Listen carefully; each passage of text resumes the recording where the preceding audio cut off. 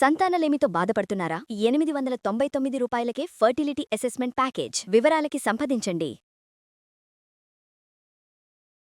నమస్తే రమగారు. నమస్తే జయ. మనం దశావతారాల గురించి మాట్లాడుకుంటున్నాం కదండి. 6 అవతారాలు చెప్పేశారండి, ఇంకొక 4 మిగిలినాయి. మరి నలుగురు ఎవరు? పరశురాముడు తర్వాత పరశురాముడు భూమిని ధారాదత్తం చేసి కశ్యపుడికి ఆయన ఇంచుమించుగా తను దేనికోసం క్షత్రియ సంహారం కోసం వచ్చింది ఆ అవతారం, క్షత్రియులని అణచటం కోసం. ఆ కార్యక్రమం ముగిసి ఆయన భూమిని పూర్తిగా కశ్యపుడికి దానం చేసిన తరువాత రామావతారం వచ్చింది. అప్పటికి భూమి మీద రాక్షస బలం పెరిగిపోయింది. హిరణ్యాక్ష హిరణ్యకశిపులుగా పుట్టినటువంటి జయవిజయులు ఇద్దరు ఈ యుగంలో త్రేతాయుగంలో రావణ కుంభకర్ణులుగా జన్మించారు. మళ్ళీ వీళ్ళు ఎవరో ఏమిటో కూడా కాదు, బ్రహ్మమానస పుత్రులైన కశ్యప ప్రజాపతి, ఆయన కుమారుడు, వాళ్ళ సంతతే వీళ్ళు. విశ్రవసుని కుమారులుగా జన్మించారు వీళ్ళు. హిరణ్యాక్ష హిరణ్యకశిపుల కాలం కంటే రావణ కుంభకర్ణుల కాలం కొంత వేరైనది. రావణాసురుడు ప్రగల్భంగా ఉన్నాడు, బలవత్తరమైన శక్తిగా రూపొందాడు. అవును, ఆయనతో పాటే సమానమైన శక్తియుక్తులు ఉన్నప్పటికీ బ్రహ్మదేవుడు అతను కోరుకున్నటువంటి వరంలో కొంత సరస్వతీదేవిని అతనిని నాలుకని కంట్రోల్ చేయమని ఒక సహాయం కోరి, ఆమె వల్ల అమ్మవారు అతని నాలుక మీద ఉండి 6 నెలల నిద్రాకాలం నిద్ర ఎక్కువగా కోరుకునేలాగా చేశారు. రావణాసురుడికి ఉన్న వరాలు గొప్పవే, కుంభకర్ణుడు నిద్రావరాన్ని కోరుకునేలాగా చేసేసరికల్లా ఈ ఇద్దరు సమానంగా ఉండాలి. హిరణ్యాక్ష హిరణ్యకశిపులు ఎంత సమానంగా ఉన్నారో అంతే సమానంగా వీళ్ళిద్దరు కూడా ఉండాలి. అలా ఉండాల. రావణుడు బలవత్తరమైన శక్తిగా రూపొంది అతనంత బలము కలిగినప్పటికీ నిద్రాపరవశుడుగా ఉండేటువంటి వరాన్ని పొందిన కుంభకర్ణుడు పెద్దగా ఆయన ప్రతాపాన్ని చూపించే అవకాశం రాలేకపోయింది, తగ్గింది. ఎఫెక్ట్ తగ్గిందనమాట త్రేతాయుగానికి. రావణాసురుడే ఇద్దరి బదులు విజృంభించి ఉన్నాడు. ఇతనికి వేదాంగాలు చదువుకున్నవాడు, సంగీతజ్ఞుడు, అపరిమితమైన శివభక్తి కలిగిన వాడు, శివపూజా దురంధరుడు. వీటితో పాటుగా స్త్రీలోలుడు, ఆ వాక్యం కూడా అతనికి తోడైంది. మన కాలనైతే విమనైజింగ్ అని చెప్తాం. అవతల వాళ్ళ ఇష్టానిష్టాలతోటి ప్రమేయం లేకుండా స్త్రీలని చెరబట్టడం ఆయన ప్రవృత్తిగా కనపడుతుంది. మిగిలినవన్నీ అద్భుతమైన లక్షణాలు, చాలా తపస్యాలి ఆయన. రావణాసురుడు చాలా గొప్పవాడు, అమోఘ వరాలు పొంది ఉన్నాడు బ్రహ్మ నుంచి. ఎవ్వరి వల్ల మరణం లేకుండా నరవానరులు తప్ప, ఇట్లా చెట్ల మీద వాటి మీద తిరిగే జాతి నరులు, వీళ్ళు బలహీనులని ఆయన ఉద్దేశం, అంతే. మిగిలిన ఎవ్వరి నుంచి వరం లేకుండా దేవజాతులు ఉన్నాయి కదా, దేవగంధర్వ కిన్నర కింపురుషాదులు యక్షులు బోల్డంతమంది ఉన్నారు. వాళ్ళలో ఎవ్వరి వల్ల ఆయనకి మరణం లేదు అతనికి. ఆ సమయంలో ఈ దేవతలందరూ బ్రహ్మదేవుడికి చెప్పారట, మన రావణాసురుడితో చాలా ఇబ్బందిగా ఉంది, ఆర్యావర్తం అంతా అతని దీంతో నిండిపోయి ఉంది, జనస్థానం అంతా రాక్షసులు, తర్వాత ఏమో మన దండకారణ్యం అంతా రాక్షసులు, వాళ్ళు అక్కడ ఋషులందరూ చేరేది అక్కడ, వీళ్ళని తపస్సులు చేసుకొని ఇవ్వటం లేదు, ఏం చేయాలి? అప్పుడు విష్ణుమూర్తి వీళ్ళకి సహాయం చెప్పాడు. భూలోకంలో దశరథ మహారాజు పుత్ర సంతానం కోసం వాంఛలో ఉన్నాడు. వీళ్ళు సూర్యవంశీయులు, దశరథుడు అప్రమేయ పరాక్రమం కలిగినవాడు, తర్వాత ఏమో ఆయన వంశం చాలా గొప్పది, ఆయనకి సంతానం కావాలి, ఆ సంతానంగా నేను జన్మిస్తాను. ఈ సహాయం చేయటం కోసం నాతో ఉండేటువంటి 4 శేషుడు శంఖచక్రాదులు కూడా నాతో జన్మిస్తారు. నా అంశలతోటి 4 అంశలతోటి నేను అక్కడ జన్మిస్తా. ఈ దేవతలందరూ కూడా అప్సరసలతో కలిసి ఇక వానరులని, లాంగూలములు అంటే ఏమనాలి, కోతులు, కొండముచ్చులు, తర్వాత ఏమో మన ఎలుగుబంట్లు, ఈ 3 జాతులని సృష్టించండి సహాయం చేయటానికి అని ఆజ్ఞ ఇచ్చారని చెప్తారు. ఒక్క కథనం తెలియజేయబడుతుంది. ఆ సమయంలోనే దశరథ మహారాజు ఏం చేశారు, వీళ్ళు భగవంతుడితోటి దేవతలందరూ మాట్లాడుకున్న తర్వాత చకచక ఈ వానరాలందరూ పుట్టడం మొదలుపెట్టారు. వానరులు ఒక్కొక్క దైవపు అంశతోటి ఒక్కొక్క వానరుడు చొప్పున జన్మించారు. వాయుదేవుడి సంతానంగా ఆంజనేయ స్వామి, వాలి సుగ్రీవులు, మిగిలిన మొత్తం నలుడు, నీలుడు, మైందుడు, ద్వివిధుడు వీళ్ళందరూ కూడా ఒక్కొక్క దేవతాంశతోటి జన్మించారు. వాళ్ళది ఒక ప్రత్యేక సామ్రాజ్యం ఏర్పడి ఉన్నది. అప్పుడు దశరథ మహారాజు ఏం చేశారట, ఈ పుత్రకామేష్టి యాగం చేశారు. ఆ పుత్రకామేష్టికి ఒక ప్రత్యేకమైన విధానము, అది అందరూ చేస్తే ఫలించదు. దానికోసమని ఆయన ప్రత్యేకంగా ఋషిని తీసుకొచ్చారు. ఋష్యశృంగ మహామునిని తీసుకొచ్చుకుని ఆయనతోటి ఈ యజ్ఞం చేయించారు. అశ్వమేధము చేశారు ముందు, తర్వాత పుత్రకామేష్టి కూడా చేస్తే, ఆ పుత్రకామేష్టి యాగంలో యాగం పూర్తయిన తర్వాత ఒక దైవం, ఒక ఆయన దీనిలో యజ్ఞపురుషుడు బయటకు వచ్చి వీరికి పాయసాన్ని ఇచ్చాడు దశరథ మహారాజుకి. ఆ పాయసాన్ని 4 భాగాలు చేసి సగభాగం ఒక ఆవిడికి, అందులో సగం ఇంకొక ఆవిడికి, మిగిలిన దాంట్లో సగం మళ్ళీ వెనక్కి అలా పంచి 3 భార్యల యందు పాయసాన్ని 4 భాగాలుగా పంచారు దశరథ మహారాజు. ఆ పంచబడిన పాయసంలోని ప్రథమ భాగం సగభాగానికి రాముల వారు అట్లా జన్మించారనమాట. శ్రీరాముడు, లక్ష్మణ, భరత, శత్రుఘ్నులు. లక్ష్మణుడు, శత్రుఘ్నుడు 2 భాగాలు సుమిత్రాదేవికి ఇవ్వడం వల్ల ఆమెకి కవలలు జన్మించారు. 2 కుమారులు. కైకేయి దేవికి భరతుడు జన్మించాడు. ఈ 4 కుమారులు చక్కగా పెరిగారు. పెరుగుతూ ఉండగా విశ్వామిత్ర మహాముని వచ్చారు. వీళ్ళకి ఏంటంటే దశరథ మహారాజుకి రఘువంశానికి కులగురువు వశిష్ఠులు. మొట్టమొదటి రాజుల నుంచి తర్వాత చివరి రాజుల వరకు ఎప్పుడూ ఆయనే కులగురువుగా ఉన్నారు. అయితే విశ్వామిత్ర మహాముని వచ్చి, మేము ఒక యజ్ఞం చేసుకుంటున్నాం, ఆ యజ్ఞానికి చాలా ఇబ్బంది కలుగుతోంది, కాబట్టి యాగరక్షణ కోసం నీ కుమారులని పంపించమని అడిగి రాముణ్ణి, అతనికి తోడుగా ఎప్పుడు కలిసే ఉండేటువంటి లక్ష్మణుడిని, వాళ్ళిద్దరిని విడదీయలేం. రాముడు రామానుజుడు అనమాట. రామానుజు అంటే రామానుజం అంటే తమ్ముడు, రామానుజులు అంటే లక్ష్మణ స్వామి. భరతుడు, శత్రుఘ్నుడు కూడా రాముడు తమ్ముళ్ళే, కానీ ఈయనే రామానుజుడుగా ప్రఖ్యాతుడు అనమాట. లక్ష్మణుడే. రామలక్ష్మణులు ఇద్దరిని వెంబడి పెట్టుకుని తీసుకువెళ్ళి ఈయన పరిపూర్ణ మానవావతారుడుగా జన్మించాడు ఇక్కడ. ఎందుకంటే ఈ రావణాసురుడు కేవలము మానవుల చేతిలో మాత్రమే మరణాన్ని పొందేటువంటి వరాన్ని పొంది ఉన్నాడు. ఎక్కడా తన భగవద్ అంశని కానీ భగవత్ విభూతిని కానీ చూపించలేదు రాముల వారు. మొదటి పుట్టిన రోజు దగ్గర నుంచి, తొలి రోజు నుంచి సరయూ నది ప్రవేశం చేసే వరకు సాధారణంగా మానవులు ఎలా ఉండాలో చూపించారు. మానవులకి ఎలాంటి భావోద్వేగాలు ఉండొచ్చు అదే చూపించారు.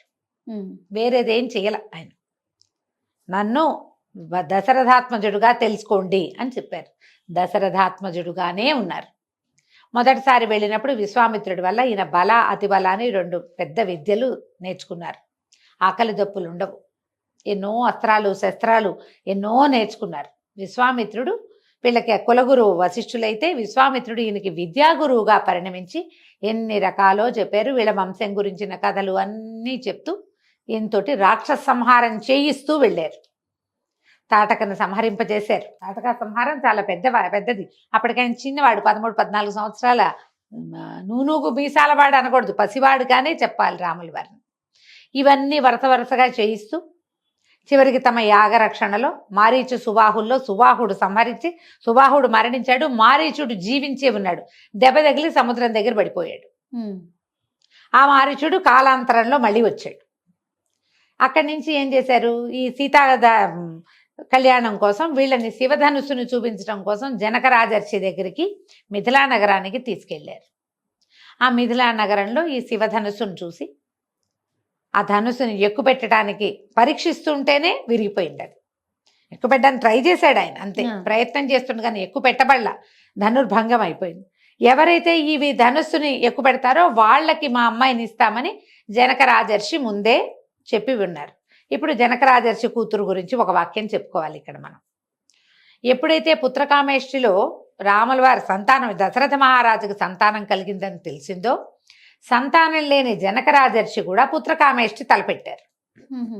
పుత్రకామేష్టికి యజ్ఞం చేయాలంటే ముందు ఒక నేలని ఎన్నిక చేసి అక్కడంతా చక్కగా దున్ని పైరు పంటలు వేసి సస్యశ్యామలంగా అవ్వాలి. అది ఆ పంట కోసి ఆ ధాన్యాన్ని హోమానికి వాడాలి, ఆ నియమం ఉంది. వీళ్ళు మొదట నేల దువ్వుతుంటేనే వీళ్ళకు ఒక బంగారు పెట్టెలో ఉన్నటువంటి బాలిక శిశువు లభించింది. యాగం చేయకుండానే. యాగం చేయకుండానే ఆ లభించిన శిశువుని చూసి మహాలక్ష్మి స్వరూపంగా భావించి నాగేటి చాలుని సీత అంటారు. ఆ అమ్మాయికి సీత అనే పేరు పెట్టి ఆ పిల్లని పెంచుకున్నారు. తర్వాత ఆయనకి కూతురు కలిగింది, ఇంకొక పాప ఊర్మిళాదేవి, ఆయనకి సంతానం కలిగింది. దీనికి పూర్వగాథలో మనకి స్కాంద పురాణంలో ఒక వాక్యం చెప్తారు. విష్ణుమూర్తి దేవతలకు చెప్పారట, నేను మానవుడిగా జన్మిస్తాను, బ్రహ్మ విద్య సీతగా జన్మిస్తుంది అని. ఆత్మజ్ఞానమే సీత. ఆమె మహామాయ సీతగా జన్మిస్తుందని. ఇక్కడ జన్మించిన సీతాదేవి అయోనిజగా జన్మించింది. ఎవరికైనా పుట్టిన సంతానం కాదు. ఇక ఆమెను పెంచుకున్నారు. ఆమె అంత అలాంటి ప్రత్యేకమైన జన్మ కలిగింది. కొన్ని పరాశర సంహితలలో, కొన్ని చోట్ల, కొన్ని పురాణాల్లో ఆవిడ చిన్నప్పుడే ఆ ధనుస్సు ఎత్తేదని, అందుకని ఎత్తగలిగిన వాడికే ఈ అమ్మాయిని ఇవ్వాలని పెట్టుకున్నారని అని ఒక విషయం కూడా చెప్తారు. వీర్యశుల్క అని చెప్తారు. ఎవరైతే ఈ బలశాలిగా ఉండి ఈ బిల్లును ఎక్కుపెడతారో వాళ్ళకి మా పిల్లని ఇస్తాను అని. విల్లు ఎత్తాడు, ఎక్కువ పెట్టడానికి ప్రయత్నం చేశాడు, అతని చేతిలో విరిగిపోయింది. కాబట్టి ఆయనకి కుమార్తెనిచ్చి పెళ్లి చేద్దాం అనుకున్నారు. సరే, వాళ్ళని పిలిచారు, వివాహం అయ్యింది. వీళ్ళిద్దరూ కలిసి ఇంటికి వెళ్తుండగా పరశురాముడు ప్రవేశం కలుగుతుంది. ఇక్కడ వీళ్ళిద్దరు ఏకకాలంలో ఇద్దరు. ఈయన పరిపూర్ణ స్వరూపుడు, పరిపూర్ణ విష్ణు స్వరూపుడు రాములు వారు, అంశాస్వరూపుడు పరశురాముడు. ఆయన వచ్చి కనపడ్డాడు. నువ్వు శివధనస్సుని విరిచావుట, నా దగ్గర ఇదిగో వైష్ణవ ధనస్సు ఉంది, దీన్ని విరవమంటే ఎక్కుపెట్టమంటే అది చేతికి ఇచ్చేసరికల్లా ఈయనకి వాళ్ళ ఇద్దరి స్పర్శ తగిలేసరికి ఆయనకి తెలిసింది పరశురాముడికి, తను నిలబడి ఎవరి ముందైతే నిలబడ్డాడో అతడు సామాన్య మానవుడు కాదని, సాక్షాత్ భగవద్విభూతే మానవాకారంలో మనకి కనపడుతోందని ఆయన తెలుసుకున్నారు. తెలుసుకుని నన్ను క్షమించమని వేడుకొని ఈ ఎక్కుపెట్టిన బాణాలని తన తపలోకాల మీద వేసేయమని నమస్కారం చేసి వెళ్ళిపోయారు. దశరథ మహారాజు దీనికి ప్రత్యక్ష సాక్షిగా ఉన్నాడు. కానీ తన కుమారుడే కాదని, సాక్షాత్ భగవంతుడని ఆయన తెలుసుకోలే. విష్ణుమాయా విలాసం వల్ల తెలియలేదు. తర్వాత కొంతకాలం హాయిగా ఉన్నారు అందరూ. ఆయన రాముల వారికి యువరాజ పట్టాభిషేకం చేయదలుచుకున్నప్పుడు తృతీయ భార్య, మూడో భార్య అయిన కైకాదేవి ఏం చేసింది, రాముల వారిని అడవులకు పంపాలని వరం కోరుకుంది. తన కొడుక్కి పట్టాభిషేకం చేయమని రాముడిని అడవికి పంపించమంటే రాముడు అడవికి వెళ్ళడం సిద్ధించింది, కానీ కొడుకు పట్టాభిషేకం మాత్రం కుదరలేదు. అట్లా ఈ పినతల్లితోటి ప్రేరేపించబడినటువంటి రాముడు అడవికి వెళ్ళారు. ఇప్పుడు ఈయన ఇక్కడే పట్టాభిషేకం చేసుకుంటే ఆ జనస్థానం ఎట్లా ఖాళీ అవుతుంది, ఆ దండకారణ్యం ఎట్లా ఖాళీ అవుతుంది, ఆర్యావర్తం అంతా నిండి ఉన్న రాక్షస సంహారం ఎట్లా జరుగుతుంది, అదంతా జరగాలంటే ఇక్కడ ఏదో ఒకటి జరగాలి. ఇక్కడ ఇది జరిగింది, అలాగే కదా జరుగుతాయి. అక్కడ ఏదో అవ్వాలంటే ఇక్కడ ఏదో ఒక మార్పు వస్తుంది. ఇక్కడ ఈ మార్పు వచ్చింది. అత్యంత ప్రీతిపాత్రుడైన రాముణ్ణి అడవులకి పంపించమని కోరుకుంది ఆవిడ. ఆమెకు చాలా ఇష్టం ఆయన అంటే. ఆమె చేతుల్లోనే పెరిగిన కుమారుణ్ణి ఆ మాట అడిగింది. అంటే ఇందుకోసమే ఈ వెళ్ళినప్పుడు ఏం చేశాడు, ఆయన భార్య సమేతుడుగా లక్ష్మణ ద్వితీయుడుగా ఈయన అడవికి ఊరేగి వెళ్ళిపోయాడు. వెళ్ళిన తర్వాత 14-13 సంవత్సరాలు గడిచినాయి. హాయిగా ఉన్నారు. ఎప్పటికీ అక్కడ ఉన్న దండకారణ్యంలో ఉన్న రాక్షసులందరినీ చంపేశాడు ఆయన. జనస్థానంలో, దండకారణ్యంలోనూ చేశారు చిన్న చిన్నవి. జనస్థానంలో ఖరదూషణాదులందరినీ సంహరించాడు. మన శూర్పణఖ రావటం, ఆమె వచ్చి ఈయన మీద వ్యామోహం చెంది సీతాదేవిని తీసేస్తేనే ఈయన తనకి వశపడతాడని ఆమె మీదకి దూకేసరికి లక్ష్మణస్వామి శూర్పణకి ముక్కు చెవులు కోసాడు. కొంచెం విరూపిని చేశాడు. ఆమె ఖరదూషణలకి చెప్పింది. ఖరదూషణల మీద యుద్ధానికి వెళ్ళి వాళ్ళందరినీ తెగటార్చేశాడు రాముడు. మొత్తం ఖాళీ అయిపోయింది జనస్థానం. ఇది వల్ల కాదని ఈ శూర్పణకి ఏం చేస్తుంది, రాముడి దగ్గరికి వెళ్ళి మొత్తం కథ అంతా చెప్పింది. రావణాసురుడి దగ్గరికి వెళ్ళి, ఇక్కడ వీళ్ళ దగ్గర మహాసౌందర్యవతైన స్త్రీ ఉందని, ఇలాంటి వాడి పక్కన ఉండాలి, మానవుడి పక్కన ఉందని అతన్ని కొంచెం ముందుకు చేసి ఇక్కడికి వచ్చేలాగా చేసి, ఆయన సరాసరి అయితే రాముడు లక్ష్మణుడు ఉండగా ఆమెను తీసుకెళ్ళలేమని మారీచుడిని ప్రేరేపించి, మారీచుడు చెప్పాడు, నువ్వు రాముడిని ఏం చేయలేవు, రామో విగ్రహవాన్ ధర్మ అని చెప్తాడు మారీచుడు. చిన్న బాలుడుగా ఉన్నప్పుడే నన్ను అక్కడ కొట్టి ఇక్కడ పడేశాడు, ఇప్పుడు కూడా వాళ్ళు మాను ఋషుల వేషాల్లో తిరుగుతున్నారు, భయం వేసింది నాకు అతన్ని చూస్తే, మళ్ళీ పారిపోయాను నేను, అతన్ని గెలవలేవు నువ్వు, నీ వల్ల కాదంటే ఆయన భయపెట్టి బెదిరించి మారీచుడితోటి బంగారు లేడి వేషం వేయించాడు. ఆ బంగారు లేడిని చూసి సీతాదేవి, ఆవిడకి తెలీదు ఇది బంగారు లేడి ఉండదని, తెలుసా ఆవిడకి. మరి ఎట్లా ఇది జరిగేది కదా, కథ ముందుకు వెళ్ళాలిగా. ఆ లేడిని కావాలని ఒక సామాన్యమైన లేడి కోసం భర్తని పంపించి, లక్ష్మణుడిని పంపించి, తను అసహాయ స్థితిలో రావణాసురుడికి దొరికేసింది. ఆయన తీసుకుపోయాడు. ఇక వీళ్ళిద్దరు అన్నా తమ్ముడు వెతుక్కున్నారు. ఇప్పుడు అసలు కథ ఎక్కడ ప్రారంభమైంది? రాముల వారి కంటే ముందు పుట్టినటువంటి వానరులు, లాంగూలములు, వృక్షజాతి అంతా ఇప్పుడు కనపడింది. ఎప్పటి కథ అంతా ఎంత నడిచింది చూడు రాముడి కథ. బోళ్ళంత ప్రయాణం ఆయన 13 ఏళ్ళు నడిచిన తర్వాత, ఈ అడవులన్నీ నడిచాక, ఆ బ్రహ్మ విద్య పూర్తిగా ఆయన చేతిలో నుంచి బయటికి వెళ్ళిపోయాక అప్పుడు కనపడ్డారు. అప్పటిదాకా వీళ్ళ ప్రస్తావన రాదు రామాయణంలో, వాల్మీకంలో కనిపించదు. ఇప్పుడు వస్తారు. ఈ వెతుక్కుంటూ వెళ్తారు. సీతను వెతుక్కుంటూ వెళ్తే వీనికి విరాధుడు, కబంధుడు, ఇలా రాక్షసులు వాళ్ళు వీళ్ళు కనిపిస్తారు. విరాధుడే నాకు గుర్తుండు. ముందుకెళ్ళేసరికల్లా శబరి. అక్కడి నుంచి ఇక్కడికి వెళ్తారు. ఈ వానర్ల రాజ్యం కిష్కింధ వైపుకి నడిచి వెళ్ళారు. నడిచి వెళ్ళేసరికల్లా వీళ్ళకి సుగ్రీవుడు ముందే వీళ్ళని చూసి, అన్నదమ్ములు ఇద్దరిని చూసి బలశాలులుగా ఉన్నారు, ధనుర్బాణాలు ఉన్నాయి, వాలే పంపించాడని భయపడి తన మంత్రి అయిన ఆంజనేయుడిని వీళ్ళ దగ్గరికి పంపించారు. ఆంజనేయుడు వచ్చి వీళ్ళని ప్రశ్నించి కనుక్కొని వీళ్ళని సుగ్రీవుడితో స్నేహం కలిపాడు. సుగ్రీవుడికి అతని అన్నకి పడదు. ఆ అన్న అయినటువంటి వాలిని సంహరించి సుగ్రీవుడికి కిష్కింధ రాజ్యానికి పట్టాభిషేకం చేశాడు శ్రీరాముడు. తర్వాత ఆయన ఆజ్ఞతోటి ఈ వానరులందరూ దేశం 4 పక్కలకి, భూమి 4 పక్కల వెతుక్కుని ఎక్కడైతే సీతాదేవి వెళ్ళిపోయింది, వీళ్ళకి సీతాదేవి ఆభరణాలు కూడా కొన్ని దొరికినాయి ముందు. ఈ ఆభరణాలను బట్టి ఆమెని గుర్తించి ఈ వైపుకే ఏటో తీసుకెళ్లబడిందని, ఎక్కడ ఖచ్చితంగా ఆమె ఉందో కనుక్కున్నారు. కనుక్కుని దక్షిణ సముద్రం నుంచి ఈ అటువైపు లంకానగరంలో సీతాదేవి ఉండేందుకు అవకాశం ఉందని ఆంజనేయ స్వామి మిగిలిన వానరులు తన 4 గ్రూపులు చేశారు. ఈ మొత్తం వానరులను దక్షిణం వైపుకు వెళ్ళిన గ్రూపులో ఉన్నవాడు ఆంజనేయుడు. ఆయనే లంకానగరాన్ని ప్రవేశం చేసి, భాగవతోత్తముడైన ఆంజనేయ స్వామి శ్రీరాముడికి భక్తుడైపోయాడు. ఆయన అక్కడికి వెళ్ళి లంకానగరంలో సీతను చూసి మళ్ళీ వెనక్కి వచ్చి మొత్తం అందరూ కలిసి వెళ్ళి, ఆ తర్వాత ఈ సముద్రం మీద ఒక వారధి కట్టి లోపలికి లంకానగరానికి ప్రవేశం చేసి రావణుడితో శతవిధాల యుద్ధం చేసి చివరికి రావణ సంహారం చేసి, కుంభకర్ణ సంహారం చేసి, రావణుని కుమారుడైన ఇంద్రజిత్తుని తదితరులందరినీ సంహరించి రావణుని తమ్ముడైన విభీషణుడికి లంకారాజ్య పట్టాభిషేకం చేసి సీతాదేవిని వెనక్కి తెచ్చుకున్నారు. ఈ మొత్తం కథలో ఎక్కడ ఇంత ప్రయాణంలో ప్రతి చోట ఒక పురుషోత్తముడైన మానవోత్తముడు అతనినే చూపించారు తప్ప ఎక్కడా దైవం వీళ్ళకి సహాయం చేసినట్టుగా కానీ, ఆయనలోంటి అతిమానుషమైన శక్తి ఏదైనా ఇక్కడ ప్రవర్తించినట్టుగా కానీ జరగలేదు. ఈ అవతారం తీసుకున్నాడు. మానవ అవతారం, సంపూర్ణ మానవ అవతారంగానే ఉన్నారు.